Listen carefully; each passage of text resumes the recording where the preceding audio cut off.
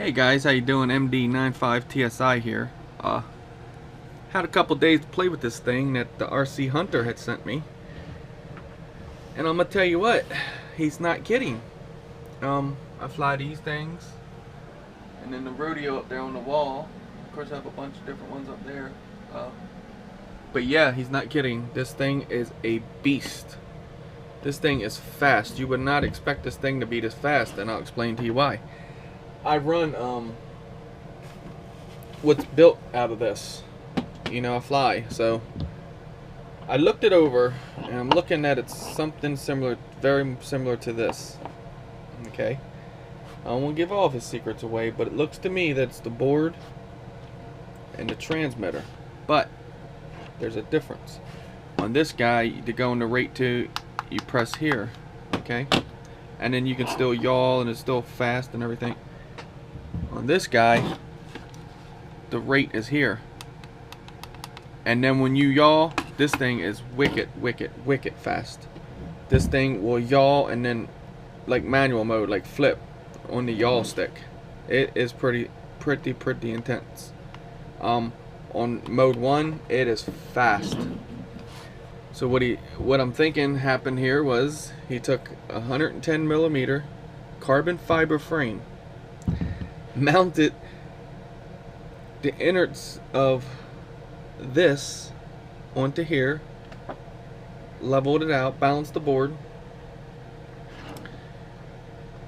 installed these motor pods here, because this frame looks to be 8 millimeter motors, and you can see how small the motors are on this guy. So this is a very good platform in my eyes. I like what you done here, Heath. To me, very reasonable for someone that wants to get into FPV and you want something that's fast. This thing will move, I promise you this. Beginners would have trouble with this, just let me say that much to you. Heath's like, oh, big or little brother, put that thing in and flip it. Man, I'm gonna tell you what, you're not handling it. It's hard. Maybe outside. In the house it just rolls too quick, and then when it rolls it kind of will drop like a foot as it rolls. So maybe outside we'll give it a run for its money on a dry day. But I gotta let you know, and it's got a 5.8 FPV camera mounted to it, and I'll tell you, I like the way he done it, because I would have put the camera out here on the board, right on the frame with like a little 3D printed thing or something.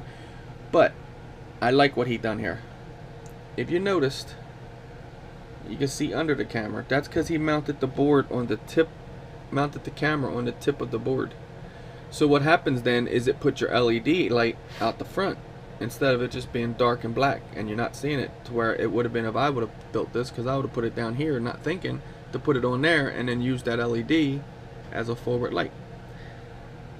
I tell you, the RC Hunter is pretty smart, guys, to build something like this, to come up with something like this. I can't tell you what it cost to build this, because it was given to me as a gift, so I wouldn't even try to ask that. But I'm pretty sure you into the racing level, this would be a good entry for it, for the price range. Let's see what it weighs here. Let's tear it off. Wow. 0.9 ounces is what it weighs. 0.95 ounces. I mean, I think, let me see what, yeah, 0.65. So it really didn't add much weight to it, to be honest with you. Might not be level, that's why it's going from 195 to 90. So you figure, let me get the battery and I'll show you what battery I put in this Heath. And the battery just finished charging as I leaned down there. Wasn't that awesome? I literally watched the light go out. So this is the battery I use for it. It was working with one of these guys. Well, this is the one that I had the connector with, but this is too small for it.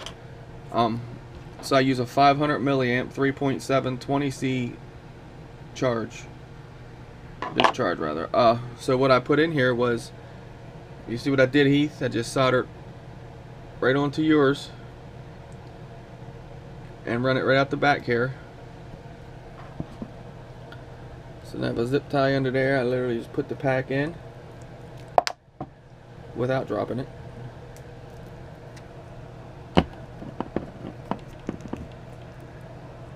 And yeah, just like that. So let's now see what that weighs with the battery pack in it. Okay, 2.5 ounces. Still, you're not beating it. The camera seems really clear to me. I have messed the antenna up from wrecking it. Because it does kind of stick up. But what I'm going to do is I'm going to take a zip tie and come over here and up and down. That way it'll have a loop to kind of hit before it hits that. It's real flexible. It does move back and forth. So that's one good thing. And it's just, I've cut quite a few of those antennas, so no problem if it falls off there. But anyway, I want to show you guys the build of this. This build is beautiful. Like, it is, I mean, hands down, to be an FPV racer, it's sharp, I'll tell you that. Some people might look at it and have different things to say, but you know what? I personally don't care, because this thing is purty to me, and it flies. And it flies very well. One downfall, it's a prop popper. Prop, pew, come right off. This, because of the power is what I'm telling you. So I do have some different things I do to keep them on the shaft. One thing is, easiest way to do it is, you see how this has a hole in it. You take a piece of dental floss and just run through there and then press it down on there. It'll stay right on there, never come off. Or you can pull the prop off. See, it won't pop off real easy. It's the torque of the motors. So when this is off, you take a nail file and just go easy on the shaft of it right here, and then when you push this back down, it'll work. Yeah, and you see the motors have some play in them because of the cage that they're held in, but that doesn't make a difference on this thing. It's got rubber feet. Excuse me, I hadn't had no coffee yet.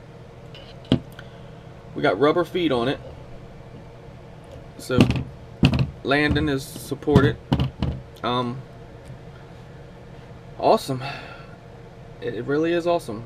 I can see later on down the road I'll have to clean up on these wires and get them off the carbon fiber, just because we all know carbon fiber, and I see the board he's got laid in there in a nice bed of hot glue, so that will work. Carbon fiber over time is conductive, and it will cause you have issues. You'll have some issues that you won't even know you're having. You'll know you're having them excuse me, but you won't know what's causing it, and it'll be the carbon fiber just eventually wearing the wire down. But we'll get all that straight. This thing is a monster. I have named it Clarabelle, so if you ever hear me say I'm gonna take Clarabelle and fly, this is Clarabelle. And I do want to take it outside and rip it. Now I know the distance on it, the range. You ain't gonna get the range that you get with the Wizard, but I tell you, range, okay, pick a range that this thing can stay in, and then grab some of the quads out there that cost a lot of money and then bring it against this thing. When he said 30 mile an hour, he wasn't joking. I didn't clock it with a radar gun, but I can, it's moving. It's fast. It's not, like I said, I fly this guy. I fly them ones up there with cameras on them. It doesn't have this, the wind of the brushless motor, but the speed is there. And you can see there's some pretty big props. Let me just give you an instance. They're as long as my finger, the prop is. So that might not look like that on camera when you're looking at them props, but that gives it to you right there. That, yeah. So you guys know what this transmitter looks like, right? So we see where I lay my finger across there. So that prop will cover from here to here. You see?